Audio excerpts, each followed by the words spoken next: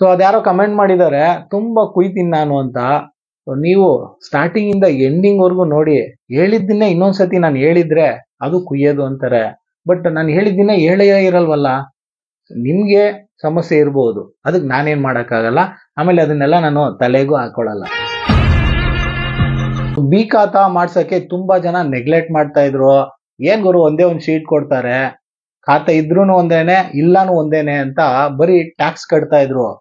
ಈಗ ಅರ್ಥ ಆಗಿದೆ ತುಂಬಾ ಜನಕ್ಕೆ ಬಿ ಖಾತೆಯ ಮಹತ್ವ.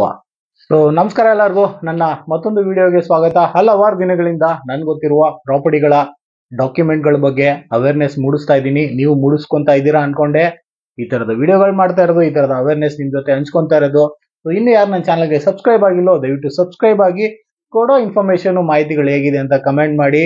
BBMP ಲಿಮಿಟ್ಸ್ ಗಳಲ್ಲಿ ಎಲ್ಲಾ ಪ್ರಾಪರ್ಟಿಗಳ ಅಂದ್ರೆ ನೋಂದಣಿಯಾಗಿರುವ, ಅಂದ್ರೆ BBMP ಖಾತೆ ನೋಂದಣಿಯಾಗಿರುವ, ಅದು A ಆಗಿರ್ಲಿ ಅಥವಾ B ಆಗಿರ್ಲಿ, ಎರಡು ಪ್ರಾಪರ್ಟಿಗಳಿಗೂ ಡಿಜಿಟಲ್ ಖಾತಾ ಕೊಡ್ತಾ ಇದ್ದಾರೆ. ಅದೇ ತರ A ಖಾತೆಗೆ ನಮೂನೆ A, B ಖಾತೆಗೆ ನಮೂನೆ B ಅಂತ ಕೊಡ್ತಾ ಇದ್ದಾರೆ. ಆದರೆ ಇದರಲ್ಲೂ ಸಮಸ್ಯೆಗಳಿದೆ. ಅದು ಏನ್ ಸಮಸ್ಯೆಗಳು, ಅದ್ರ ಬಗ್ಗೆ ಎಲ್ಲ ವಿಶ್ಲೇಷಣೆ ಮಾಡೋಣ ಅಂತಾನೆ ಈ ವಿಡಿಯೋ ಮಾಡ್ತಾ ಇರೋದು. ಕೆಲವರು ಬ್ಯಾಂಕ್ ಲೋನ್ ಬೇಕು ಅಂತ ಈ ಖಾತಾ ಇಮಿಡಿಯೇಟ್ ಆಗಿ ಮಾಡಿಸ್ಕೊಂಡಿದ್ದಾರೆ. ಇನ್ ಕೆಲವರು ಮಾಡಿಸ್ಕೊಳ್ಳೇಬೇಕು ಅಂತ ಮಾಡಿಸ್ಕೊಂತಾ ಇದ್ದಾರೆ. ಇನ್ ಕೆಲವರು ಇಷ್ಟು ಬೇಗ ಯಾಕೆ ಈ ಖಾತಾ, ಏನ್ ನೆಸೆಸಿಟಿ ಇಲ್ಲ, ಮಾಡಿಸ್ಕೊಳ್ಳೋಣ ಅಂತ ಇನ್ನು ನೆಗ್ಲೆಕ್ಟ್ ಮಾಡ್ತಾನೆ ಇದ್ದಾರೆ. ಇನ್ ಕೆಲವರು ಅವ್ರ ತಂದೆ ತಾಯಿ ತೀರೋಗ್ಬಿಟ್ಟಿದ್ರು ಖಾತಾ ಬದಲಾವಣೆ ಮಾಡ್ಕೊಬೇಕು ತಾನೆ, ಏನೂ ಮಾಡ್ಕೊಂಡಿಲ್ಲ, ಅವ್ರ ಹೆಸರಲ್ಲೇ ಟ್ಯಾಕ್ಸ್ ಕಟ್ತಾ ಇದ್ದಾರೆ. ಏನ್ ಹೇಳೋಣ ಇವ್ರಿಗೆ? ಇಲ್ಲ ಸರ್, ಫ್ಯಾಮಿಲಿ ಇನ್ನೂ ಡಿಸ್ಪ್ಯೂಟ್ ಆಗಿಲ್ಲ ಅಂತ. ಈಗ ಏನ್ ಮಾಡ್ತೀರಾ? ತುಂಬಾ ಜನ ಬಿ ಖಾತಾ ತಗೊಳ್ಳುವಾಗ ನೆಗ್ಲೆಕ್ಟ್ ಮಾಡಿರೋರು ಇದ್ದಾರೆ. ಏನಕ್ಕೆ ಬಿ ಖಾತಾ ಎಲ್ಲ, ಬರೀ ಟ್ಯಾಕ್ಸ್ ಕಟ್ಟೋಣ ಸಾಕು, ಬಿ ಖಾತಾ ಜಸ್ಟ್ ಒಂದು ಲೆಡ್ಜರ್ ಬುಕ್ ಅಲ್ಲಿ ಎಂಟ್ರಿ ಮಾಡ್ತಾರೆ ಅಷ್ಟೇನೆ, ಅದು ಏನಕ್ಕೆ ಅಂತ ಯಾರು ಗೊತ್ತಿಲ್ಲ ಅಂತ ಅಸಡ್ಡೆ ಮಾಡ್ತಾ ಇದ್ರು. ಇವತ್ತು ಬಿ ಖಾತಾ ತಗೊಂಡಿಲ್ದಿರೋರು ಒದ್ದಾಡ್ತವ್ರೆ. ಪಂಚಾಯತಿ ಲಿಮಿಟ್ ಗಳಲ್ಲಿ ಯಾವತ್ತು ನಮ್ಮ ಸುತ್ತಿಗಳಿಗೆ ಖಾತೆ ಮಾಡ್ತಾರೆ, ಯಾವತ್ತು ರೆವಿನ್ಯೂ ಪ್ರಾಪರ್ಟಿಗಳಿಗೆ ಪಂಚಾಯತಿಲಿ ಖಾತೆ ಮಾಡ್ತಾರೆ, ಇದ್ದೇ ತುಂಬಾ ಜನ ಮೆಸೇಜ್ ಮಾಡ್ತಾ ಇರೋದು.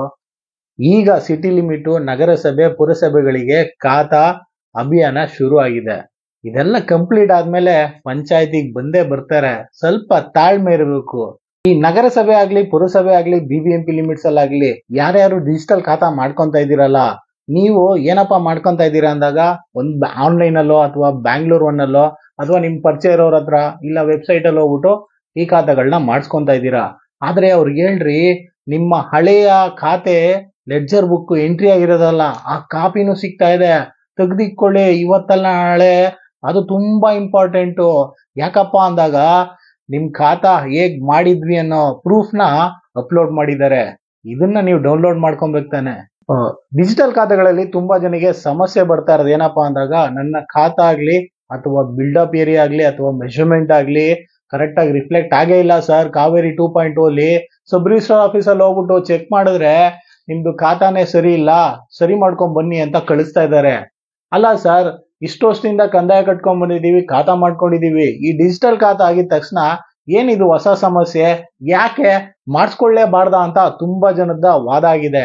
ಅದ್ರ ಬಗ್ಗೆನೇ ಇವತ್ತು ನಿಮ್ ಜೊತೆ ಹಂಚ್ಕೊಂತ ಇರೋದು. ತುಂಬಾ ಜನ ಏನಪ್ಪಾ ಮಾಡೋದು ಅಂದಾಗ, ಏನಪ್ಪಾ ಡಾಕ್ಯುಮೆಂಟ್ ತಿನ್ಸಿದ್ದಾರೆ, ಸೇಲ್ ಡೀಡು ಅಥವಾ ಗಿಫ್ಟ್ ಡೀಡು ಅಥವಾ ಏನ್ ನಮ್ ಡಾಕ್ಯುಮೆಂಟ್ ರಿಜಿಸ್ಟರ್ ಆಗಿದೆಯೋ ಆ document up to date, EC, tax paid, ಖಾತೆ, ಹಾಗೆ ಆಧಾರ್ ಕಾರ್ಡು, ಬಿಲ್ಡಿಂಗ್ ಫೋಟೋ, ಇಷ್ಟು ಕೊಟ್ರೆ ಸಾಕು ಖಾತಾ ಮಾಡ್ಕೊಟ್ಬಿಡ್ತಾರೆ ಅಂತ ತುಂಬಾ ಜನ ಇದ್ ಮಾತ್ರ ಕೊಡ್ತಾ ಇದ್ದಾರೆ.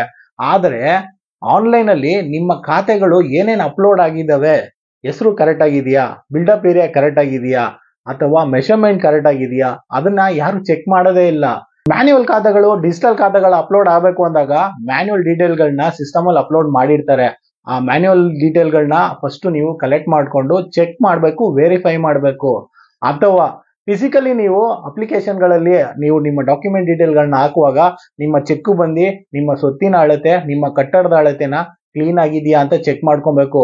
ತುಂಬಾ ಜನ ತಪ್ಪು ಮಾಡ್ತಾ ಇರೋದು ಏನಪ್ಪಾ ಅಂದಾಗ, ಈ ಡಿಜಿಟಲ್ ಖಾತಾಗೆ ನಿಮ್ಮ ಡಾಕ್ಯುಮೆಂಟ್ ಗಳನ್ನ ಅಪ್ಲೋಡ್ ಮಾಡುವಾಗ ಹಾಗೂ ಹೇಳುವಾಗ ನಿಮ್ಮ ಶೆಡ್ಯೂಲ್ ಡೀಟೇಲ್ ಗಳಲ್ಲಿ ಒಂದಿರುತ್ತೆ, ಸಿಸ್ಟಮ್ ಅಲ್ಲಿ ಅಪ್ಲೋಡ್ ಮಾಡಿರ್ತಾರಲ್ಲ ಖಾತಾ ಡೀಟೇಲ್ಗಳು ಒಂದಿರುತ್ತೆ, ಅದನ್ನ ನೀವು ವೆರಿಫೈ ಮಾಡಲ್ಲ, ಹಾಗೆ ಅಪ್ಲೋಡ್ ಮಾಡಿಸ್ಬಿಡ್ತೀರಾ.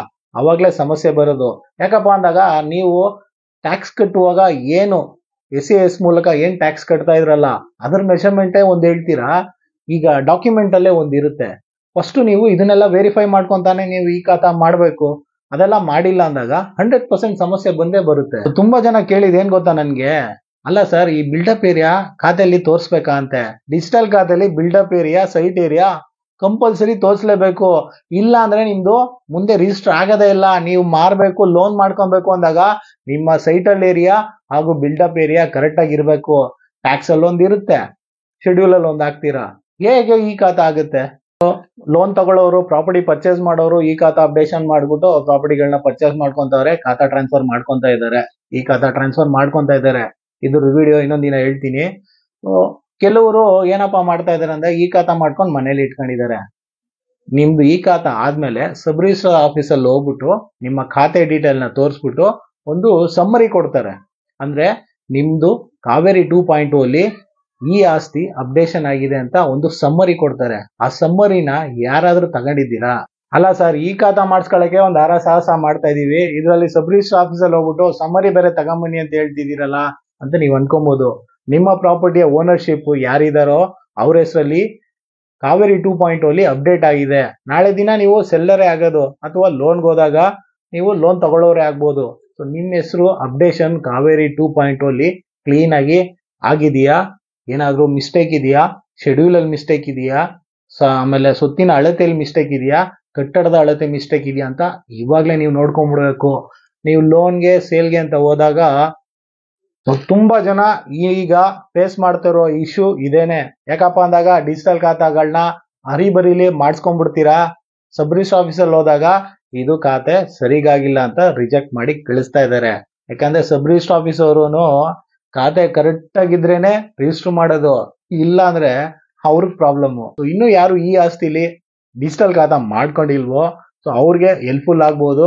ಸೊ ಇನ್ಮೇಲಾದ್ರೂ ನೀವು ಹೇಳಿದ್ನಲ್ಲ ಅದನ್ನೆಲ್ಲ ವೆರಿಫಿಕೇಶನ್ ಮಾಡಿ ಆರಾಮಾಗಿ ನೀಟಾಗಿ ಕ್ಲೀನ್ ಆಗಿ ನಿಮ್ ಡಾಕ್ಯುಮೆಂಟ್ಗಳನ್ನ ಅಪ್ಲೋಡ್ ಮಾಡಿ ಈ ಖಾತಾನ ಅಪ್ಡೇಟ್ ಮಾಡ್ಕೊಳ್ಳಿ. ಹಾಗೆ ಸಬ್ ರಿಜಿಸ್ಟರ್ ಆಫೀಸಲ್ಲಿ ಹೋಗ್ಬಿಟ್ಟು ವೆರಿಫಿಕೇಶನ್ ಮಾಡ್ಕೊಂಡ್ರೆ ಒಳ್ಳೇದು.